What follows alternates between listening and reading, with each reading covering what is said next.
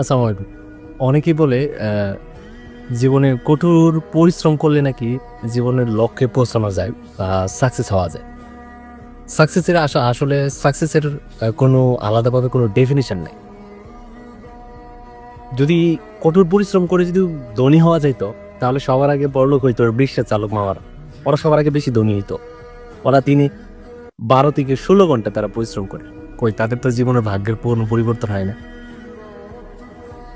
আমি এমন অনেক মানুষ দেখছি যারা রাতে 4 ঘন্টা 3 ঘন্টা ঘুমানোর ফলেও তারা জীবনের কোনো সাকসেস দেখা পায়নি। আবার অনেকেই দেখছি 6 ঘন্টা মাত্র কাজ করে তাদের জীবনের সর্বোচ্চ পর্যায়ে চলে গেছে সাকসেসের। সাকসেসের এই জন্য বলি যে সাকসেসের কোনো আলাদা ডেফিনিশন নাই। জীবনের রিস্ক নিতে হয়। অর্থনীতির ভাষায় একটা প্রবাদ আছে, একটা কথা আছে যে লাইফে যত রিস্ক তত মুনাফা। জীবনে যদি রিস্ক না নিতে পারেন তাহলে কখনো মুনাফার আশা করা যায় না। সাকসেসটা হচ্ছে এক প্রকার লাইক জুয়া খেলার মতো। একটা বাজি রাখতে হবে। যেমন অনেক মানুষ আপনি দেখবেন যে জুয়া খেলা খেললেই শুধু খেলেই যায়, কিন্তু কোনোদিন শুনবেন না যে সে জুয়া খেলা খেলে অনেক বড়লোক হয়েছে।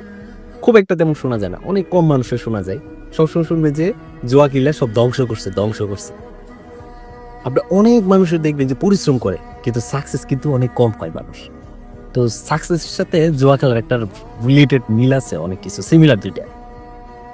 খুব কম মানুষ লাইফে সাকসেস হয়, আর যারাও হয় তাদের হচ্ছে তাকদিরে থাকা লাগে, ভাই ভাগ্য কপালে লিখন এগুলো থাকতে হয়।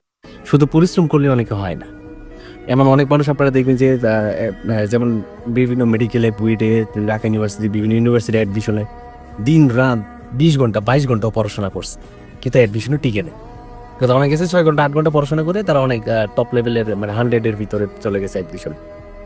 তাই আমি বারবার বলি সবসময় যে শুধুমাত্র পরিশ্রমই আগের এটা এটা এই ট্রামটা না মানে খাতা কলমে সীমাবদ্ধ।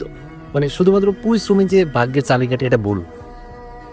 পরিশ্রমের সাথে স্মার্ট ওয়ার্ক করতে হবে, স্মার্ট হার্ড ওয়ার্ক করতে হবে। যারা স্মার্ট হার্ড ওয়ার্ক করে তারাই এর বেশিরভাগ সময় সাকসেস হয়। আর কিছু ক্ষেত্রে কপালে থাকতে হয়। শুধু পরিশ্রম করে কেউ সাকসেস হতে পারে না। এই আধুনিক যুগে এসে কেউ কঠোর পরিশ্রম করে সাকসেস হতে পারে না। স্মার্ট হার্ড ওয়ার্ক করলে সাকসেসের ব্যাকআপ হবে। আর কিছু ক্ষেত্রে কপাল লেখান থাকতে হয়।